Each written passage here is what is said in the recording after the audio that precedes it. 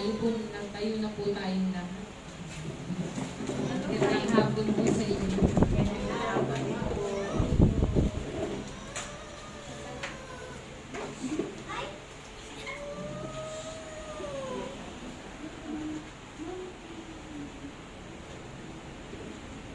Basahin po natin ang awit 149. Sabi dito, awit ng pagpupuri. Purihin si Yahweh, o si Yahweh ay purihin din. Awitan ng bagong awit. Purihin sa pagtitipon ng tapat sa pananalig. Magalak ka, O Israel, dahilan sa manlilikha. Dahilan sa iyong hari, ikaw sayon ay makuha. Purihin sa pagsasayaw, purihin ang kanyang ngalan. At patambol ay tugtugin at siya ay papurihan. Si Yahweh ay nagagalak sa kanyang mga hirang. Sa nagpapakumbabay, tagumpay ang ibibigay. Sa tagumpay na natamo, magalang ang mga hirang. Sa kanilang pagpipista ay magsaya't mag-awitan. Sa pagpuri sa Panginoon ay bayaang magsigawan at taglay ang matataging na sundan sa mga kamay. Si Serwin. Upang yaong mga bansang nagmalabis ay gantihan at bigyan ang mamamayan ng parusang kailangan. Sa ganito ang kanilang mga hari papangawan at ang mga pangunahin ay kadenang yaribangan. Sang-ayon sa utos ng Diyos, mga bansay magdudusa. Ang tatanggap ng tagumpay ay ang mga hirang niya. Purihin si Yahweh. Sa ating pong opening prayer, tinatawagan ko po si Sister Aleli Orpin.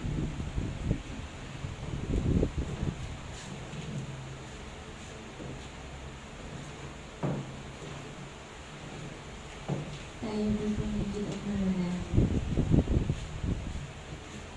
God, maraming salamat po sa araw ito. Alam po namin na hindi aksidente na kami magkatipon-tipon. God, alam po namin na ito po ay provision ng para ninyo. I-bless niyo po ang bawat isa sa amin at maraming salamat na po sa lahat. In Jesus' name we pray. Amen. Ating pupurihin ng Panginoon. Sige po, palakpakan muna po natin siya.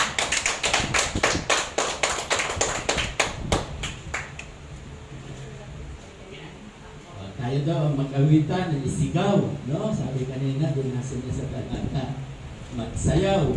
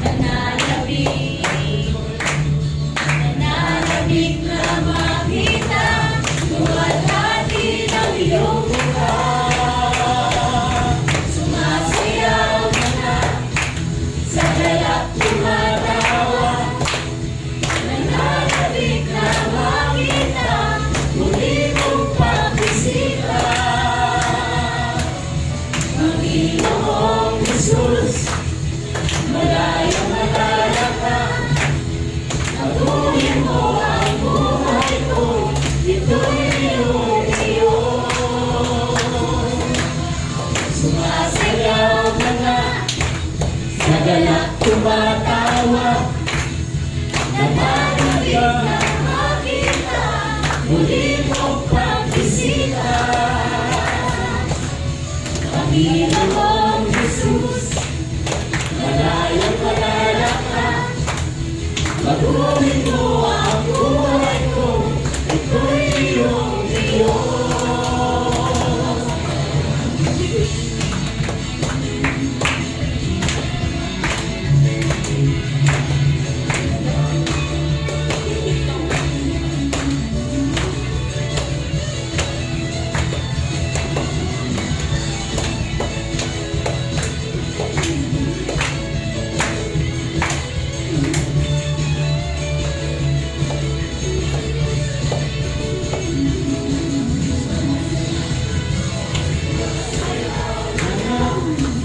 Sa galak tumatawa, nananapit na makita, muli mong pagbisita. Panginoong Jesus, malayang malaya ka. Baguhin mo ang buhay ko, ito'y iyong Diyos.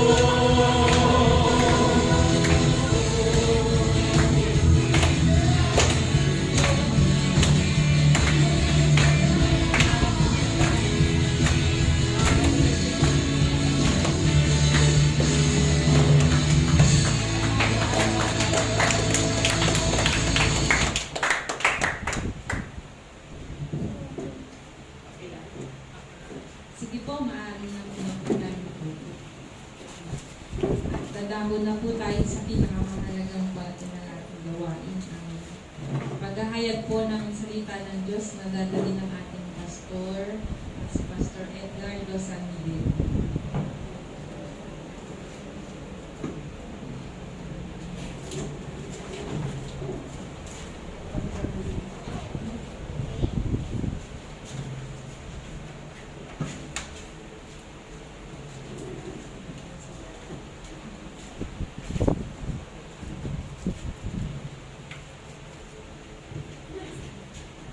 Magandang hapon po sa ating lahat. Ako po ay nagpupuri sa Diyos dahil napakaganda ng ating crowd. No? 2 upuan lang o 3 upuan lang ang bakante. At eksakto yung inihanda mo. 10. Okay. So,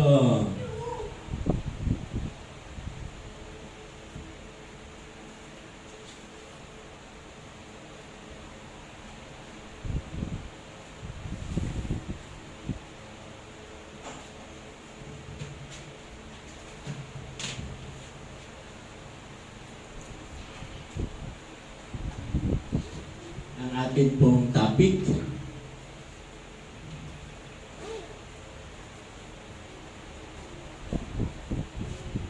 sana lumabas. Minsan nag-i-stack up kasi napakahalaga po na babasa nyo ang Bible verses. Ayan po ang ating topic o paksa.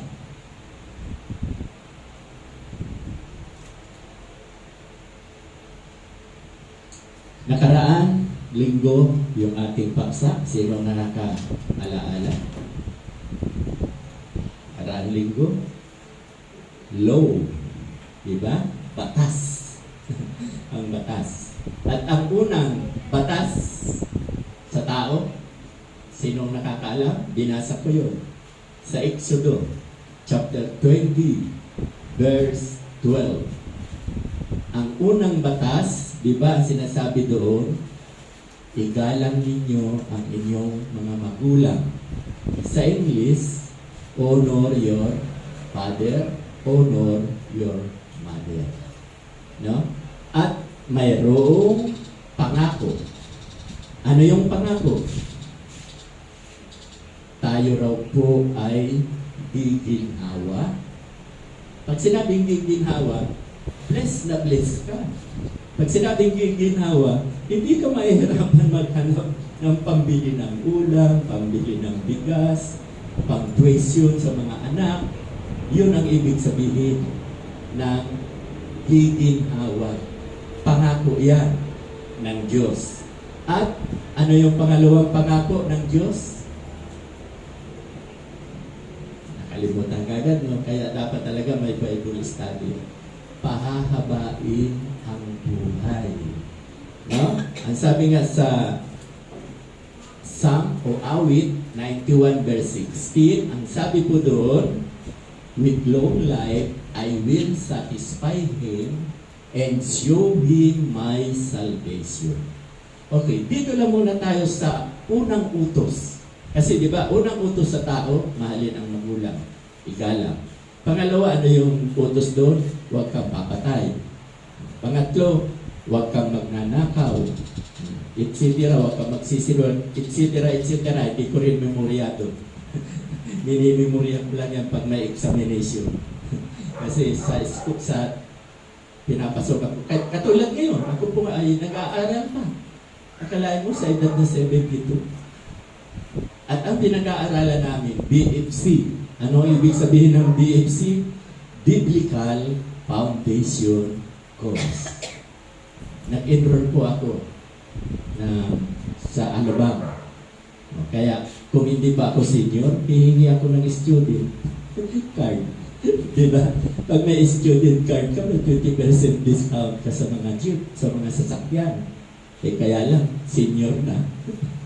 Kaya, okay lang. So, ba't ako napunta dyan? Gusto kong ipakita na ang Diyos, pag nangako, tumutupad. Okay ba yun? Tama ba yun? Pag ang Diyos nangako, tumutupad? Okay. Sino sa inyo rito ang gusto guminhawa at hahaba ang buhay? Wow! Siyempre, lahat tayo. Kaya lang kami ni Mrs. Wala na kaming magulang na aabutan. Honor. Pag sinabi kasing honor, bibigyan mo. O, kasi halimbawa, ganito. Sasabihin mo, karamihan kasi nagsasalita. Hindi pa ito ang topic, ha? Nire-recall ko lang yung turo nung linggo. Karamihan kasi, kulang pa nga sa pamilya ko. Diba? Ba't pa ako magbibigay sa magulang ko? Sino ang logi? Pag hindi nagbigay sa magulang. Magulang ba ang logi? Hindi, maliwanag eh. Yung anak na hindi nagbigay sa magulang. Napakaliwanag, di ba? Yun ang lugi. Kaya, ba't ko sinabi to? Kasi, para makita ng Diyos na mahal mo talaga ang magulang mo, ang father mo, at nanay mo, abutan nyo. O di, sasabihin mo, kulang pa na to, di ba? Inuulit ko lang. Kahit 10 piso, ibigay ko natin. Nakita mo si tatay, tay, ito 10 piso. May pambili na ng kape. Magkano ang kape ba ng size ko? 7. O, may kasama ng isang pandesal yun or ano pa man. So, hindi po yan nasusukat na kulang pa nga. Dahil pag ang katwiran mo, kulang pa nga sa akin, giginhawa ka kaya? Pagpapalain ka kaya? Kasi ang sinasabi sa banal na kasulatan, ang napagkakatiwalaan sa maliit na bagay ay pagkakatiwalaan sa malaking bagay. Kung napagkakatiwalaan ka sa 10 peso, pagkakatiwalaan ka ng 100 pesos. Kung napagkakatiwalaan ka sa 1,000, pagkakatiwalaan ka ng 10,000. Okay, so, hindi ko pinipilit na ang mga anak magbigay sa magulang. Hindi ko yan ipinipilit. Yun ay sinasabi lang sa banal na kasulatan. Dahil, sino na nga ang malulugo? Inuulit ko lang, sino ang lugi? Yung hindi nagbigay sa magulang. Bigyan ko kayo ng example. Napanood ni Mrs. kanina sa Facebook. Yung number 1 football player sa buong mundo. Number 1. Ha? At napakayaman na. Sikat na. Alam mo na, di ba? Patalastas lang. Milo. Milyon ang ibabayad niya. O, kung ano yung mga patalastas. na ginagawa. So, napakayaman na. At alam nyo ba, yung asawa ng football player na si Cristiano Ronaldo, tama? Cristiano, pero hindi siya Pilipino. Hindi siya Christian. Portuguese. Portuguese siya, kung alam niyo yun. Okay. Minsan, nakita niya ang nanay niya na umiiyak. Umiiyak. Sabi ng anak, dahil mahal niya ang nanay niya, ba't ka umiiyak? Tinatagalog ko lang kasi sila English. Hindi naman ako marunong mag-English masyado. Mayroon alam ka, konti lang. Okay, bakit? Kasi pinagalitan ako ng asawa mo. Pumasok lang ako sa kwarto nila, nagalit na. Pinuntahan nung football player, pinagalitan ang asawa niya. Sabi niya, hindi mo ba alam na itong mama ko, nanay ko, siya ang nagmamayari ng buong kabahayang ito. Saan man siya pumunta sa loob ng tahanan ito, hindi pwedeng pagbawalan. Okay. So, ganon. Galit na galit. Akalain mo, nagmalaki pa yung babae, yung asawa. Sige, pumili ka sa amin. Piliin mo ang nanay mo o pipiliin mo ako? Alam mo ba ang sabi niyo? Anak, sino pinili? Ano sa tingin niyo? Sino pinili ng football player na magaling? Yung sabi, napakayaman na. Amen! Pero karamihan sa ngayon ang pinipili asawa. Kasi ang sasabihin, kami ang magsasama ng asawa ko habang buhay. Maluksusok pa siya. Samantala ang nanay ko, uuwi na yan, aalis na. Matanda na, di ba? Karamihan. Kaya pinipili ang asawa. Pero ang pinagalitan pa siya, pinili niya ang asawa. Kasi ang katwiran nitong lalaking ito, ang katwiran niya, sabi niya, maliit pa ako, ipinanganak ako niyan. Nandiyan na yan. Kaya nga ang ganda-kantahin yung kay Freddy Aguilar. Diba? Ba yung kay Freddy Aguilar? Nang isilang ka sa mundong ito, laking tuwa ng magulang mo at ang iyong inay. Ganun yun, ha? Kasi, di ba ang mga magulang, tuwang-tuwa. O tulad nito, ang lola, tingnan nyo, ang lola pa ang may hawak sa bata. No? So, minamahal talaga yan, guys. Kasi sabi niya, kahit noon, gusto kong bumili ng sapatos, nakita ng nanay ko na kailangan, kasi sa football kailangan yun. Binilan siya. O kaya nang yumaman, nako, di ba? Ang daming ibinigay. O hindi lang yan. Kasi mahal niya nga ang nanay niya. Binibigyan lagi, honor. Ha? Si Manny Pacquiao. Si Manny Pacquiao, mahal na mahal niya ang nanay niya. Si Nanay Junicia ba yun? Mahal na mahal niya. Pinayagan pa ng makipagkasintahan o mag-asawa na. Boyfriend or girlfriend, di ba? Mayroon siyang nagustuhan noon. Okay lang kay Manny Pacquiao. At ito, ang sinasabi ko sa inyo, yung ama niya, na bagamat iniwan sila, di ba karamihan, hayaan mo na yan. Minahal din. Honor your father, honor your mother. Mahal din ni Manny Pacquiao. Yung ama, binigyan din ng kumpleto, bahay, lahat. Sinusuportahan. Okay, so, tingnan nyo. Pinagpala. Imagine. Ako. Sorry. Yan. Nabubay ulit. So, pinagpala. Lipat ko. Pinagpala. Bakit? Honor your mother. Kaya, sino man sa atin, si Kuya Alex, mayroon pang lola yan, nanay, mayroon pa, ang nawala lang naman yung tatay niya.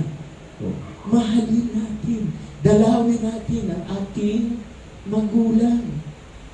Nabanggit ko nga, kahit na lang dalhan mo ng peanuts, dalhan mo ng maruya, dalhan mo ng barbecue, di ba? Ipagtimpla ng kape. Mahalin.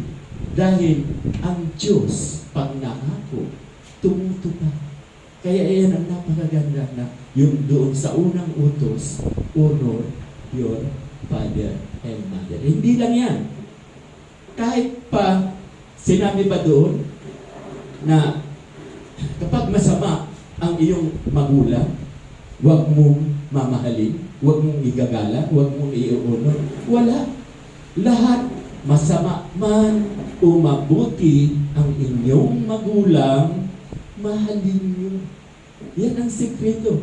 Kasi, halimbawa, ay galit ako sa tatay ko, galit ako sa mama ko. Bahala na nga sila sa buhay nila. O sino ang logi? Magulang? Hindi. Ako. Kasi hindi ko mahal. Dahil masama sila. Walang sinasabi sa banal na kasulatan na mahalin mo lang ang mabait mong magulang. Honor your father. Okay. So, dito tayo. Diba? Surrender all. Ano ba yung pastor? Ano ba yung susuko ko? Ano bang surrender all? Diba? Mababasa sa 2 Corinthians chapter 5 verse 17. Ito po yung ating teksto. Ang sinasabi po dyan, no? Ang mga nakipag-isa kay Jesucristo ay isa ng bagong nilalang, wala nang dati, siya'y bago na. So, maliwanag. Yan po ang ating teksto. Yan ang ating pag-aaralan. Mayroon din Tagalog. Kaya kung ang sino man ay nakay Kristo, siya'y bagong nilalang. Ang mga dating bagay ay nagsilipas na. Narito, sila'y pawang naging mga bago. Alam po ninyo kasi ito, King James yan eh. Ayaw kong memoryahin. Hirap na hirap ako sa King James. Yung sinabi ko kanina, yun ay sa mabuting balita. Kaya, ang mga nakipag-isa kay Kristo ay sinang bagong nilalang. Wala na ang dati, siya'y bago na. Pero, pareho ng meaning. No? Pareho ng meaning. Okay, surrender all. Sabi ni Pastor. Alam niyo na ba? Nakukuha niyo na ba ang ibig sabihin? Nang isuko natin ang lahat-lahat? Sirit? Okay. Huwag muna. Mamaya, papatuto ako, testimony, para malaman nyo kung ano yung dapat isuko. Sino sa inyo nakakakilala? Kihero o Unoda? Alam ko, hindi nyo kilala. Kasi dito, ako ang pinakamatanda. 72. Sino ang sumunod? 69. Ang aking may bahay. No? Alam namin yan, kilala namin yan, Hero o Unoda. Yun yung sundalong Hapon. Kailan natapos ang gera? Wala sa istorya, baka pag-aral ka. Anong taon natapos ang gera ng Hapon? 1945. Amen! 1945. Palipasa, Kuya Alex, no? Tayo lang may edad. Ito mga bata eh. Di na nila alam. Pero nasa istorya, ha? Dapat alam nyo. Itong Hero Unoda, sundalo, ha? Nakipaglaban dito sa Pilipinas. No? Gusto nyo makita mukha ni Hero Unoda? Ayan o. Si Hero Unoda. Bago, no? Batang-bata. Kamukha. Kita nyo, no? Bata pa siya nang dumating dito. Alam nyo to, ang mindset niya, nakalagay sa isip niya, dahil utos sa kanya ng nakakataas sa kanya, ng superior, ang sabi, never surrender to an enemy. Huwag daw siyang susuko. Akalain mo, nung tapos na ang gera, nagtago sa jungle, sa Pilipinas, nagtago siya. 1945, nagtago na siya. Alam niyo ba kung kailan ito natagpuan? Anong taon? March 9, 1974. Kung May 25, kasal namin. 1974 kami kinasal. So March 9, natagpuan siya. At sino ang nakatagpo sa kanya? Hapunis din na nandito si Suzuki, Mr. Suzuki. Siya ang nakatagpo. Alam mo, inuutusan siya, sabi niya, sumuko ka na. Ayaw pa rin kasi natagpuan siya February natagpuan. February, March, doon na siya naniwala na sumuko. Dahil sinabi nga, tapos na ang gera. Ang kalahin mo, 1945, tapos na ang gera. Bilangin niyo ang taon, 1974. 29 years. Almost 3 dekada. Isang taon na lang, 30 na. Diba? Akalain mo, kayo, kaya nyo magdusa ng gano'n? Sa kuweba, nagtatago siya. Walang cellphone. Hindi pa uso ang cellphone noon. Walang radyo. Wala lahat. At ang damit niya noon na damit ng uniform, yun pa rin. After 29 years. No, napakahirap. Dahil yung brainwash ng kanilang leader, never surrender to an enemy. Wag na wag kang susuko. Siguro naman nakukuha nyo ng ibig ko sabihin ng surrender all. Kasi ang sabi, never surrender. Okay, ano pa? So, kung titingnan natin, 29 years ang sinayang niya. Kung kaagad-agad sumuko siya, yung brainwash sa kanya na huwag kang susuko, sana yung 29 years, marami ka nang nagawa. Marami na tayong nagawa. Bigyan ko kayo ng example. Ako, testimony ko. Kailan ako sumuko? Ang edad ko, anong taon? 1989. August 28, 1989. Anong isinuko ko? Isinuko ko yung buhay ko na dati ako ay taga-sanlibutan. Na dati ako ay babaero, lasinggero, butangero, palautangero, lahat na ng iro, nasa akin lahat ng bisyo. Lahat ng bisyo. So, surrender all. Kung sumuko ako sa kanya sa edad ko na may isip na ako, 16, 17, siguro hindi lang kami ganito. Kasi sa ngayon, sa totoo lang, ang ganda ng message kanina, na kapag ikaw ay mananampalataya na, hindi ka pababayaan. Hindi ka niya iiwan. Iba yung message kanina ni Pastor Dan. Mananagana ka. At dati, ganito sabi niya, alam niyo kasi ang mindset niyo eh, sino kaya mautangan ngayon? Yun ang mindset natin. Totoo yan. Kaya maya-maya, pupunta ka, utang. Tapos, babayaran mo naman eh. Pag nakabayad ka, mga after 2 days, babalikan kita. Uutang uli ako. No? Totoo yan. Kasi yun ang mindset. ang sabi kanina ni Pastor Dan, alisin mo na yung mindset mo na aasa ka na lang sa utang. Kasi kapag anak ka, diba? Ano ang sabi sa Matthew chapter 6 verse 33? Ano po ang sabi doon? Seek ye first the kingdom of God and His righteousness, and all these things shall be added unto you. So hanapin daw muna natin ang kanyang kaharian. So katulad ko, mabuti na lang, nandyan ang aking may bahay.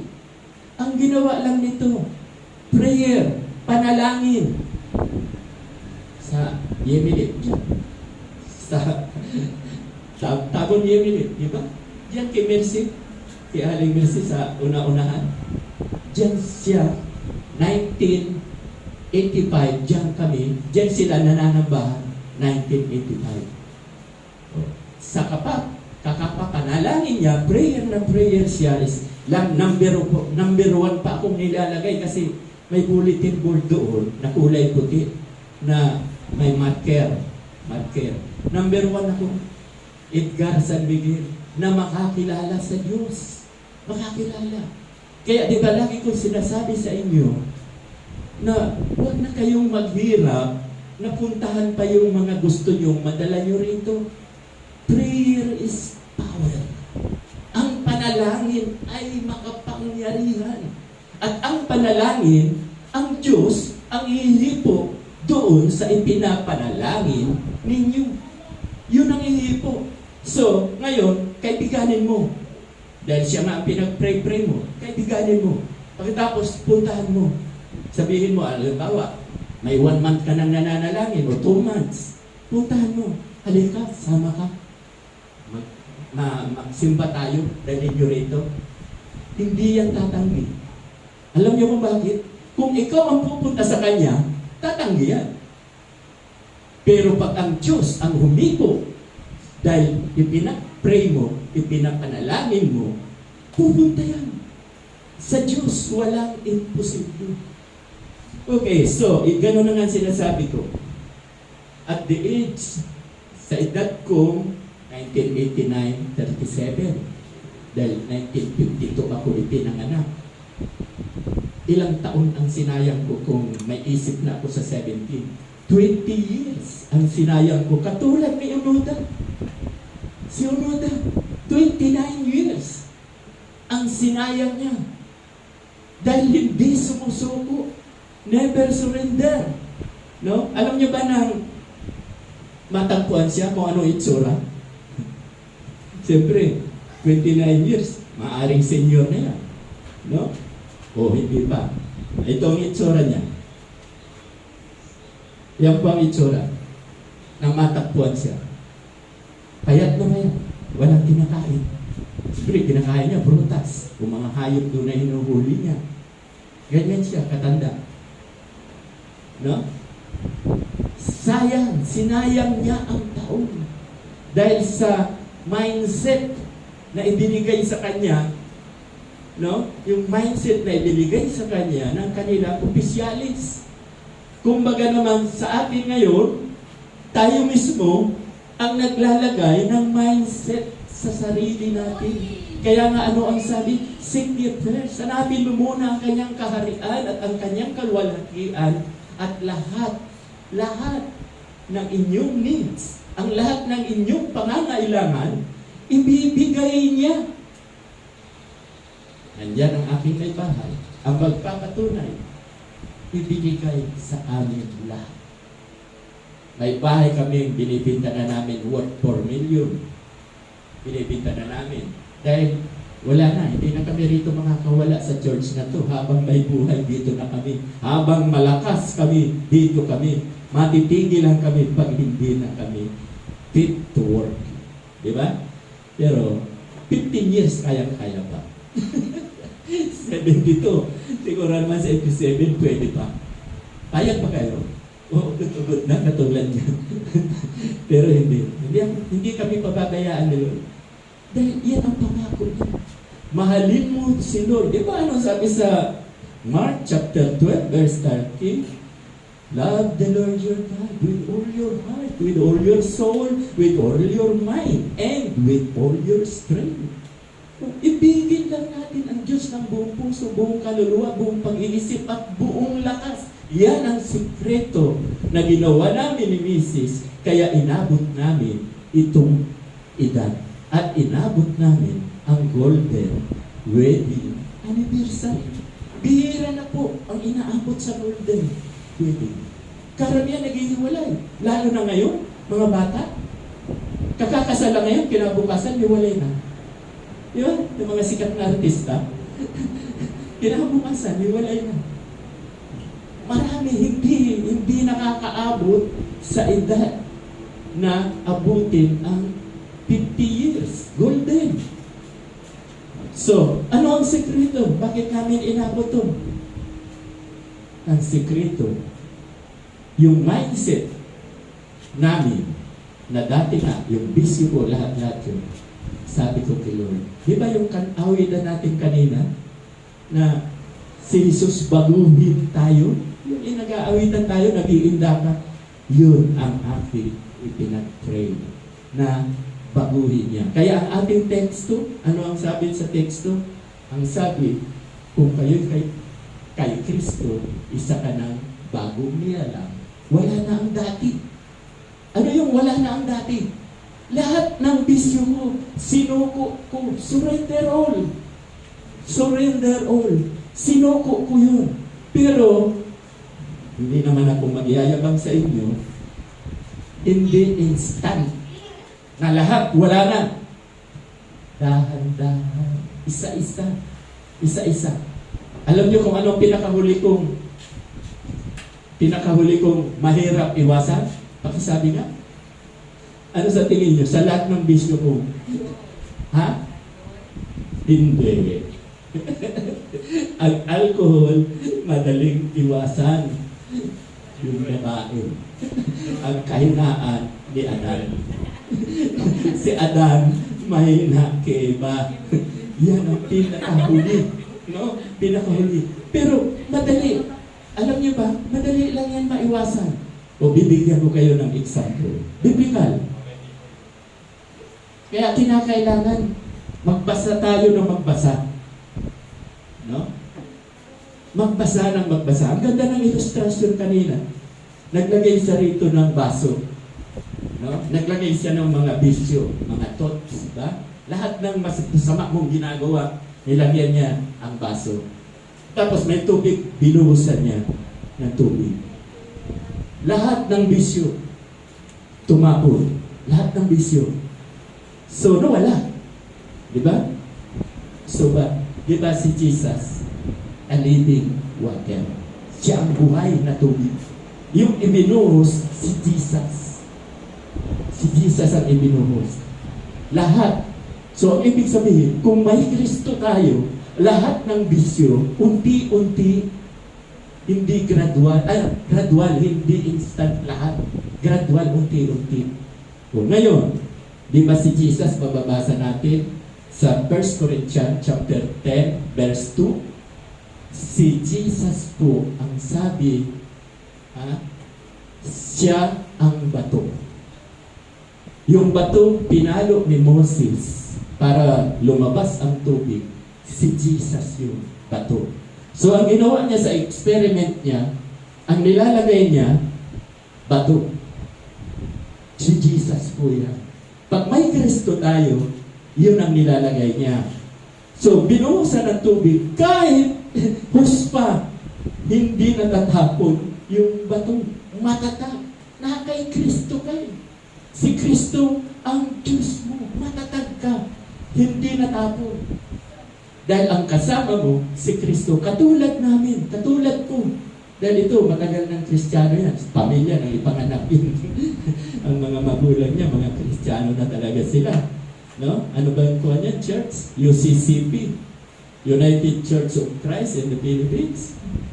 UCCP nang ipanganap. So, ako lang talaga ang may bisyo. Okay. So, yung bisyo, di ba, sabi ko sa inyo, napakahirap yung babae. Basahin po natin. Ito lang po babasahin natin para makontrol natin. Saan ba yan? Ano ba yan? Nakalagay dyan. Thessalonica 4:37. Pag nababasa ko yan, o kaya minsan sa CCA, narinig ko yan, biniminsahe ng pastor. Di ba? Ang sabi ng pastor, ang sabi ng Bible, it is God's will that you should be sanctified. Di ba? Yan ang sinasabi dyan. And that in this matter, no one should wrong or take advantage. Nakalampas. Nakalampas. Di ba? And that is the matter, no one should wrong or take advantage of a brother or sister. The Lord will punish all those who commit such sin, as we told you and warned you before. For God did not call us to be impure, but to live a holy life. Hindi tayo tinawag ng Diyos para maging masama, marumi, impure, maging marumi. Tinawag tayo ng Diyos maging malinis. Hindi pala naisulat yan yung sa 3. 6 na kasi yan. Ang sabi sa 3, it is God's will that you should be sanctified. kalooban ng Diyos na tayo ay nilinis. And then, ang nakasunod, avoid sexual immorality. Sa 5, avoid sexual immorality. Okay, then the Lord will punish all those who commit such sin. Okay, ang kasunod.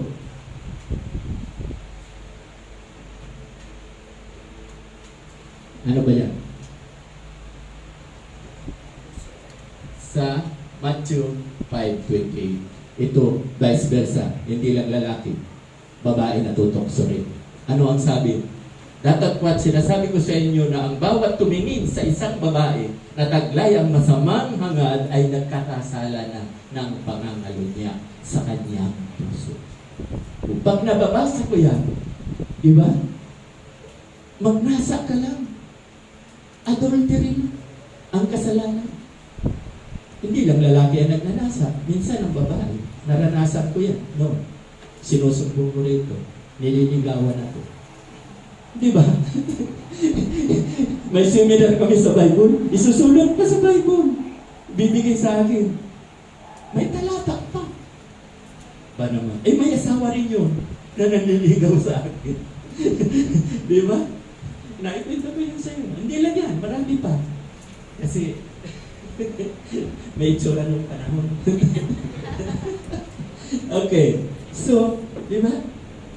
Huwag tayong magnasa. Masama. Ito. Ano naman to? Galatians 5:19. Huwag na lang yan. Kasi alam nyo yan, hindi yan para sa mga Kristiyano. Itong Galatians 5:19, 20, 21, para yan doon sa hindi mananampalataya. Hindi believers. Yan. Kaya huwag na yan. Ito. Ano ang sinasabi rito? Galatians, pareho. Ayan. Ano to? Hebreo 13:4. Ito, ang ganda. Diba? Marriage should be honored by all. No? And the marriage bed keep pure. Panatilihin malinis. For God will judge the adulterer and all the sexually immoral. Panurusahan talaga. Kaya, ilan ang lalaki rito? 4 kami. Iyan lang po, mga alaala. Iyan ang warning. Panurusahan. Biblical po yan. Mayroon pa ba? Anong kwento? 1 Corinthians 7:13. Iba to. Ito yung sinasabi ko noon. No? Kapag si Ate Mel ay mananampalataya at si Alex ay hindi, banal kami. Dahil kay Mel. Kung ikaw naman ang mananampalataya at ito si Mel hindi, banal din si Mel. Di ba liwaliwanag sabi rito? No? At ang babaeng may asawang hindi sumasampalataya at kalooban niyang makipamay sa kanya ay huwag niyang hiwalayan ang kanyang asawa. Huwag daw hiwalayan. Sa sunod, nandiyan ba? Sunod? Wala. 14? Ito na. Sapagkat ang lalaking hindi sumasampalataya ay nagiging banal sa pamamagitan ng kanyang asawa. Dahil Kimel, naging banal ka rin. O dahil sa'yo, Kuya Alex, naging banal din si Mel. Ayan o, vice versa, babae, lalaki. Si Pablo po ang nagtuturo niya. Kasi kaya ko ito inilagay dahil lagi kong nakakalimutan na ipalagay para mabasa nyo, no? Sapagkat ang lalaking hindi sumasampalataya ay nagiging banal sa pamamagitan ng kanyang asawa at ang babaeng hindi sumasampalataya ay nagiging banal sa pamamagitan ng kanyang asawa. Ito ang warning, tingnan nyo. Sa ibang paraay, inyong mga anak ay nagkaroon ng kapintasan. Bakit sinabi? Kasi pag hindi mo ginawang banal ang isa sa inyo hindi banal, pati ang anak ninyo hindi rin banal. Kaya, pag banal ka, pati inyong anak banal. Ayan o. Ngunit, ngayon, mga banal. Ang mga anak. Mabalat ang anak ni Alex at ni Mel. Mga banal din. Ayan o. Di ba? Mindset, ha? Ang mensahe kanina, kalimutan kaya surrender all. Lahat isuko. Kaya nga, di ba? Ang mga nagpakisa kay Yesu Kristo ay isa ng bagong nilalang. Wala nang dati. Alisin. Huwag bigla. Dahil hindi talaga yan. Magiging kwan ako. Hindi makatotohanan. Hindi makatotohanan. Talagang unti-unti aalisin ni Lord. Diba? Unti-unti. O dahil oras na, wala na akong magagawa, meron pa tayong banal na hapunan. Tuloy-tuloy ko na. Okay. So tayo po muna manalangin. Pwede nang tumayo. Lord, maraming salamat po sa mensahe na ibinigay mo sa amin. Tunay nga po na dapat isuko namin lahat-lahat ang aming mga hindi ka nais-nais na nagagawa. Dahil alam ko, Lord, na kapag sinunod namin ang salita mo, kami ay iyong iingatan, pagpapalain at hahaba ang buhay. Sa pangalan ni Jesus. Amen. At ngayon naman po, tutuloy ko na sa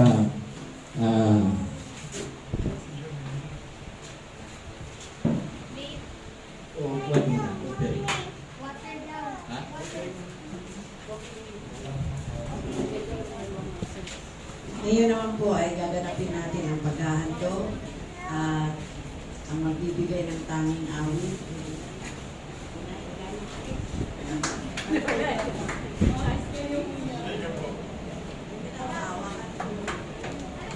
Sige, ako na lang sa awit. Wala ba na awit?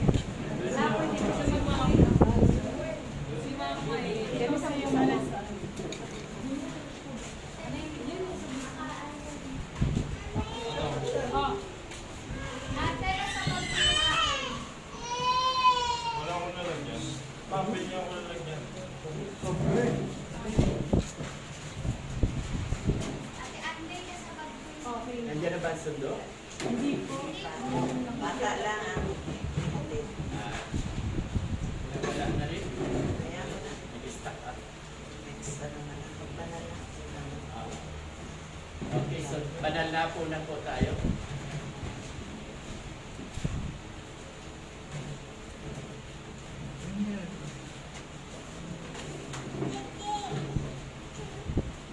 Papibigay na po ang alak at tinapay.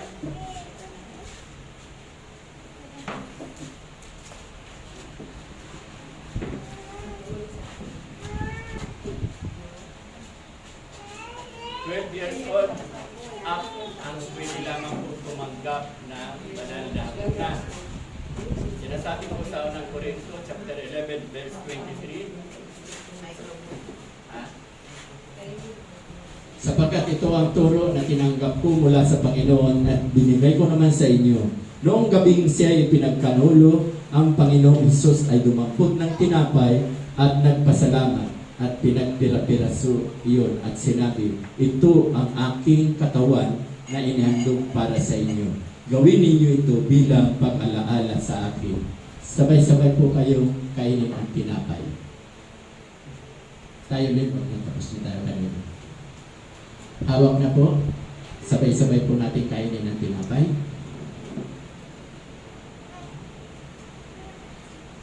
Matapos magapunan, dumampot din siya ng kupa at sinabi, ang kupang ito ang bagong tipan na pinagtitibay ng aking dugo. Tuwing iinumin ninyo ito, gawin ninyo ito bilang pag-alaala sa akin. Sabay-sabay po natin inumin ang kupa.